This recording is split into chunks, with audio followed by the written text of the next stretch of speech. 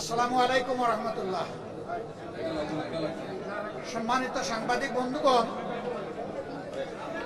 আপনারা সবাই জানেন গতকাল ঢাকা 15 নির্বাচনী এলাকার যে এলাকাটা মিরপুর এবং কাফরুল নিয়ে গঠিত, সেই এলাকায় সকাল 11টার দিকে একটা ঘটনা ঘটে, আবার বিকালের দিকে আরেকটা ঘটনা ঘটে। দুইটা ঘটনাই জামাত ইসলামের নারী কর্মী এবং দায়িত্বশীলদের উপরে অত্যন্ত বেদনাদায়কভাবে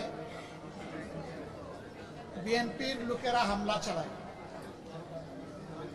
এবং তাদেরকে আবদ্ধ করেও রাখে। পরে আইন শৃঙ্খলা বাহিনী এবং আমাদের লোকদের উপস্থিতিতে তারা মুক্তি পান। এই জায়গাটায় তারা ক্ষান্ত হয়নি। তারা আমাদের নেতাকর্মীদের উপরে হামলা চালায় দেশীয় অস্ত্র শস্ত্র দিয়ে। তাদের মধ্যে অন্তত 16 জন গুরুতর আহত হন। আহতদেরকে চিকিৎসা দেওয়া হয়। তাদের মধ্যে কয়েকজন এখানে ভর্তি আছে। আমরা তাদেরকে দেখতে এসেছি। আর এখানে সব মিলিয়ে 25 জন চিকিৎসা নিয়েছেন। কেন এমনটা ঘটল? নির্বাচনী প্রচারণা ইনশাল্লাহ আগামীকাল থেকে পূর্ণ উদ্যোগে শুরু হবে। আমরা দেশে একটা শান্তিপূর্ণ, একটা সুষ্ঠু নির্বাচন চাই, যেই নির্বাচনে জনমতের প্রতিফলন ঘটবে, মানুষ স্বস্তির সাথে ভোট দিতে পারবে, কোনো ভয়ভীতির পরিবেশ থাকবে না, এমন একটা নির্বাচন আমরা চাচ্ছি।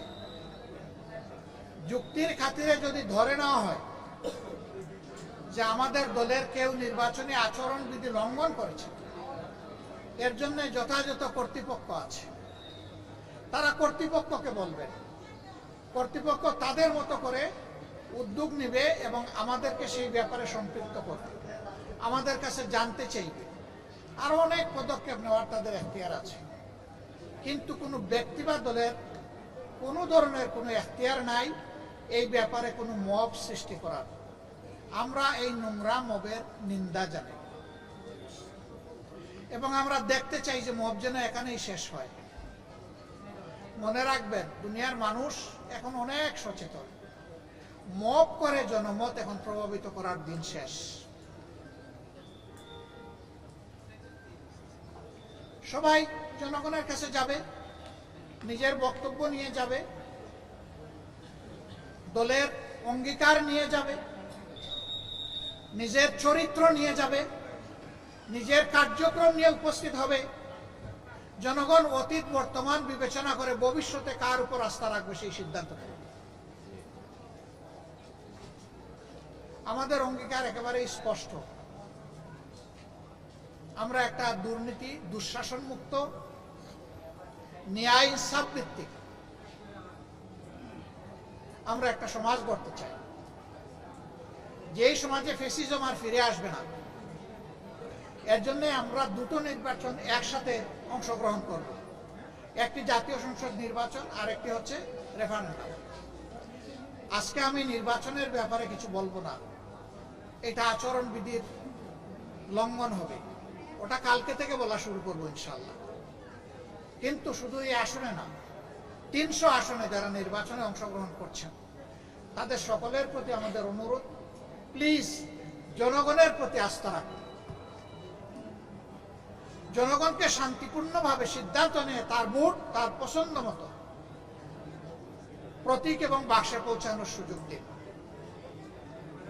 এর মাধ্যমে যেই নির্বাচিত হয়ে আসবে, সকল রাজনৈতিক দলের দায়িত্ব হবে তাকে সহযোগিতা করা, তাকে অভিনন্দন জানানো। কিন্তু এখনই যদি সেই 15.5 বছরের কায়দায় আবার নির্বাচনী ময়দানকে উলট পালট করে দেওয়া হয়, তাহলে জাগ্রত যুব সমাজ কাউকে ক্ষমা করে। তারা তো মুখের রক্ত দিয়ে পরিবর্তন এনেছে।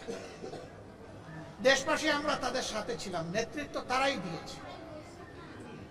যে যুবকরা যুবতীরা নেতৃত্ব দিয়েছে, যাদের বয়স 30-35 বছর হয়ে গেছে, 18 বছর বয়স থেকে তার ভোট দেওয়ার অধিকার প্রতিষ্ঠিত হয়েছে, কিন্তু আজ পর্যন্ত তারা একটা ভোট দিতে পারেনি। একজন নাগরিকের সবচেয়ে বড় অধিকার হলো তার ভোটের অধিকার, সেই অধিকারই কেড়ে নেওয়া হয়েছে। একই কায়দায় এখন যদি কেউ আবার আমার ভোট আমি দিব, তোমারটাও আমি দিব, এই স্লোগান দিয়ে যদি কেউ ভোটের ময়দানে নামেন, এই যুব সমাজ তাদেরকে ভোটের মাধ্যমে, ব্যালটের মাধ্যমে সমুচিত জবাব দেবে। আমরা সবাইকে অনুরোধ করব, আসুন শান্তিপূর্ণ অবস্থানে থেকে পরস্পরের প্রতি শ্রদ্ধাশীল হয়ে আমরা একটা সুষ্ঠু নির্বাচনে সহযোগিতা করি। বাংলাদেশ জামাতে ইসলামী অঙ্গীকারবদ্ধ, যারা কালকে আমাদের ভাই বোনদেরকে, শুধু ভাইদের গায়ে না, আমাদের মায়েদের গায়েও তারা হাত তুলেছে, আমরা তার তীব্র নিন্দা জানাই। ওরা কি মায়ের পেট থেকে জন্ম নেয় নাই? ওদের ঘরে কি মা বোন নাই? মা বোনদের প্রতি সামান্য সম্মান দেখানো, নিশ্চয়ই তারা পরিবার থেকে সেই শিক্ষা পেয়েছে। যদি না পেয়ে থাকে, এটা দুর্ভাগ্য। আমরা আর দেখতে চাই না, আর শুনতে চাই না এই ধরনের নোংরা অবস্থা। শুধু ঢাকা 15 না, এখানে ওখানে টুকটাক আমরা এগুলা শুনতে পাচ্ছি। আমরা নির্বাচন কমিশন এবং সরকারকে বলবো, যদি সত্যি আপনারা যে অঙ্গীকার করেছেন সুষ্ঠু নির্বাচনের, সেই অঙ্গীকার যদি আপনারা বাস্তবায়ন দেখতে চান, তাহলে আপনাদের দায়িত্ব আপনাদেরকে অবশ্যই পালন করতে হবে। অবশ্যই সমতল মাঠ সবার জন্য দিতে হবে, অবশ্যই সবাইকে সমান সুযোগ দিতে হবে, এবং যারাই সন্ত্রাস এবং দুর্বৃত্তপনা করবে তাদের মুখের দিকে না তাকাইয়া আপনাদের দায়িত্বের দিকে তাকাইয়া তাদেরকে আইনের আওতায় নিতে হবে। আমরা এগুলা নিয়ে এখনই মামলা মোকদ্দমায় যাচ্ছি না।